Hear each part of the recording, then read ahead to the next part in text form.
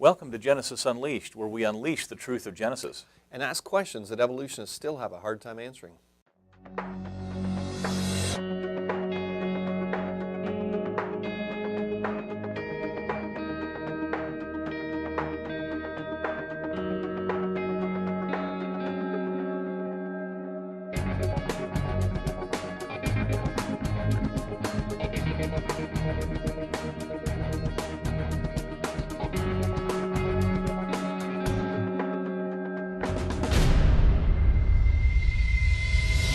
Welcome back to Genesis Unleashed. Today we're doing question number 5. Question 5 in the 15 questions flyer. These are 15 questions for evolutionists, questions that scientists, that are scientists anyway, creation science, Bible-believing scientists, believe are significant, serious questions for evolutionists. That haven't been answered adequately. So this flyer was put together by one of our scientists. He actually has a PhD in biology, and reviewed by other scientists. So it's not just run-of-the-mill Bible-thumping questions that you might get. Question 5. Okay. That's what we're on. I'll just read it from the flyer here.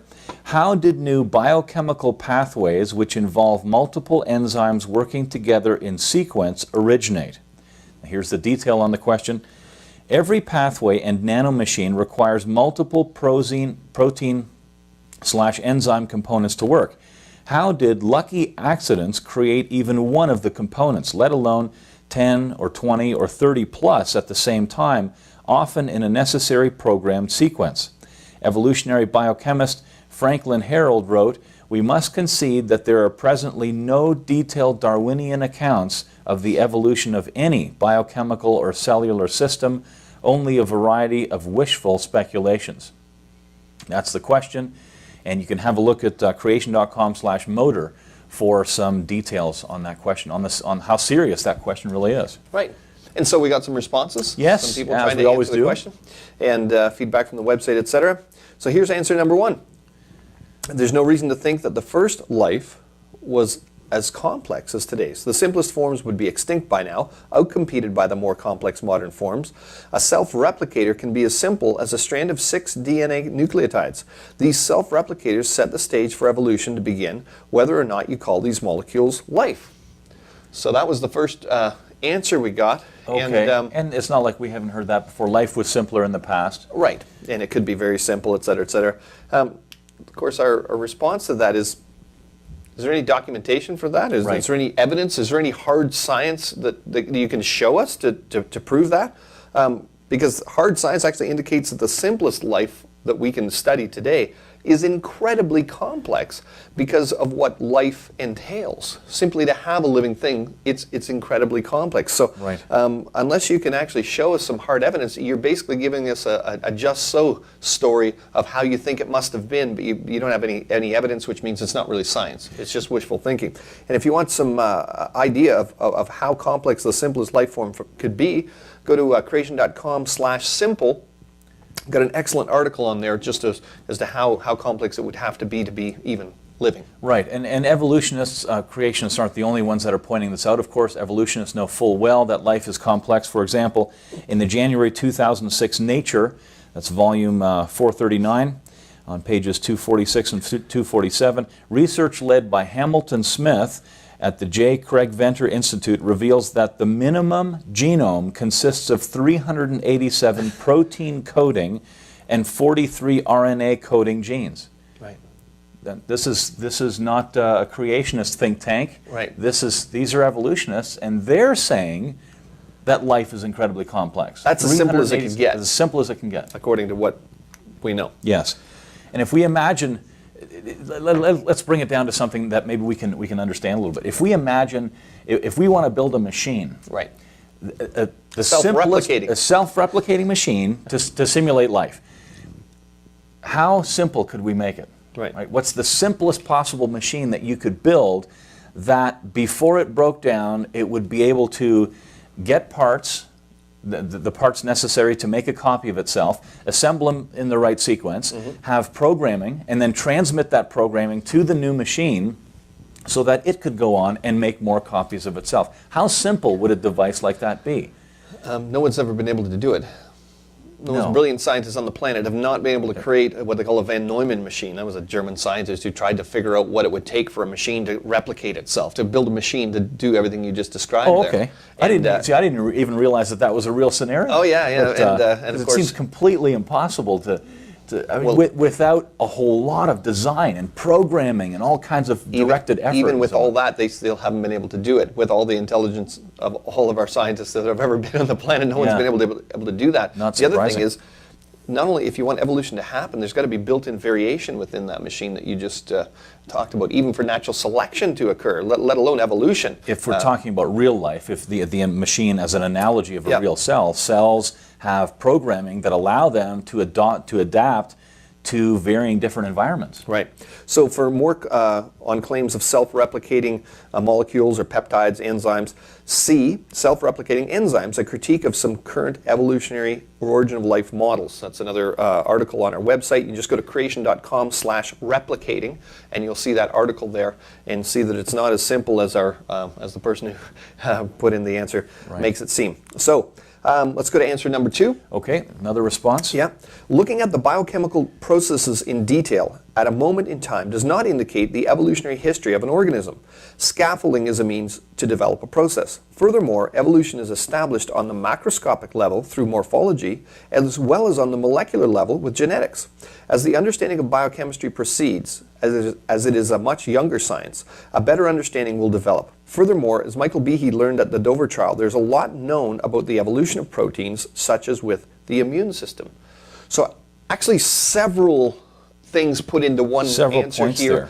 Several points. So we're going to need to break that down so everybody can understand what the skeptic was actually saying. Okay, so what he was saying is that, or she, what the responder was saying is that evolution, you can't look at a point in time. You have to look on the large scale, the similarities in design and living things, similarities in morphology, and look at the small scale, similarities in DNA. That's what he was getting at. Yep. So there's an inconsistency with that argument on both levels.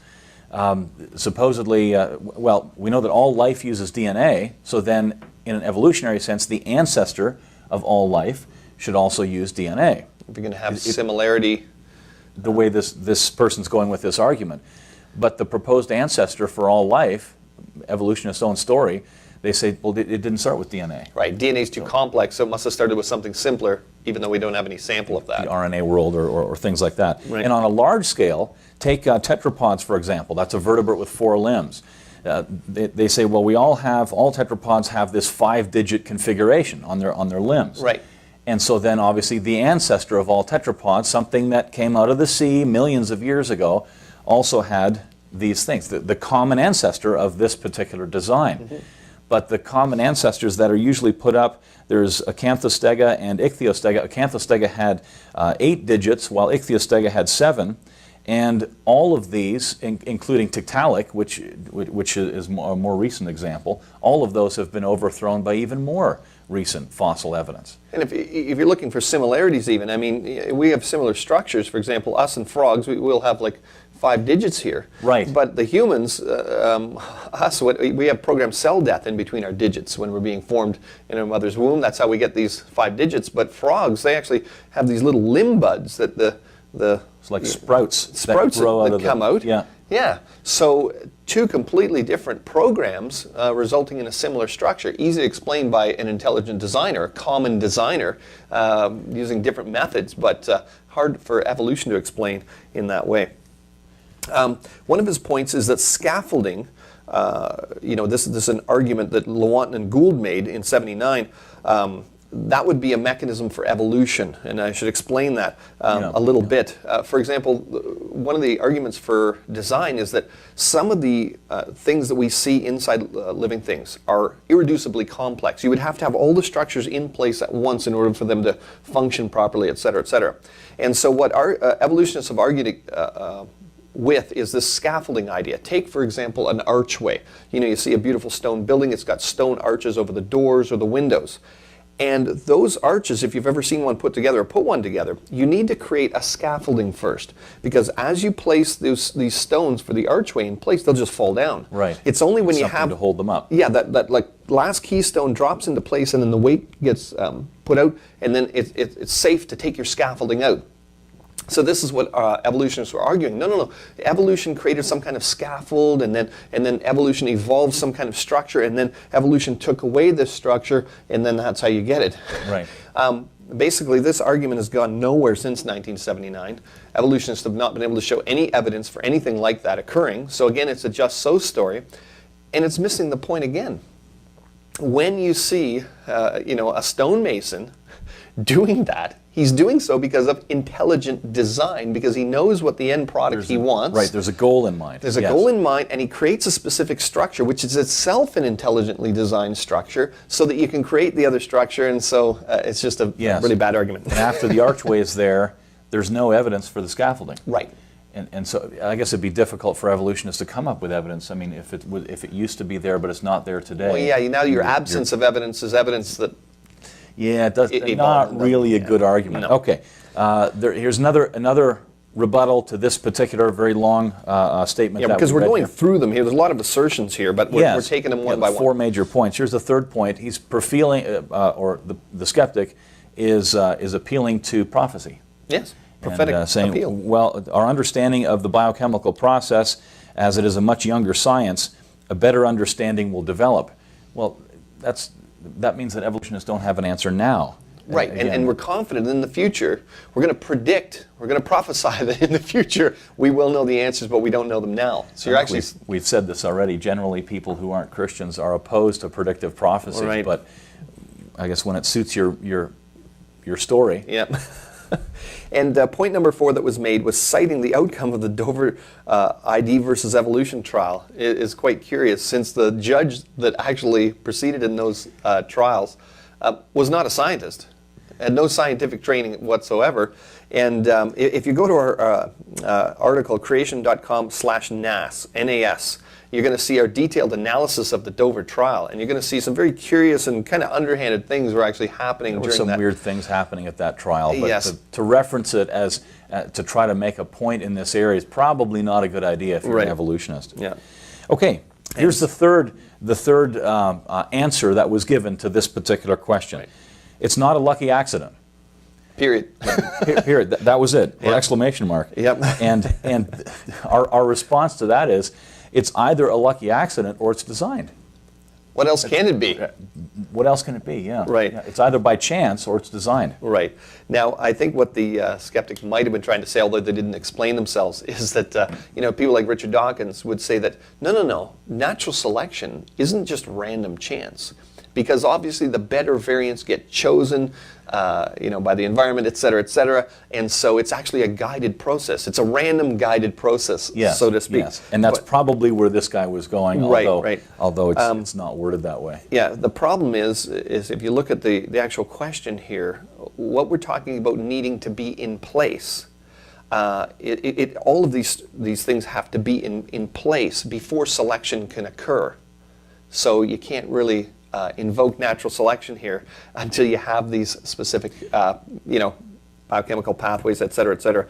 They're not going to come about. So you've either got chance or design, and that's really not a good. The science comes down on the side of design very strongly. Right. So if you go to the website, creation.com/15 questions to look up all the 15 questions, and spend some time on creation.com. Educate yourself and have a look at what creationists actually believe. You'll find that the evidence for creation is very powerful, and the evidence then for the accuracy and authority of the Bible comes right out of that. The Bible's history is true. We were created, we didn't evolve.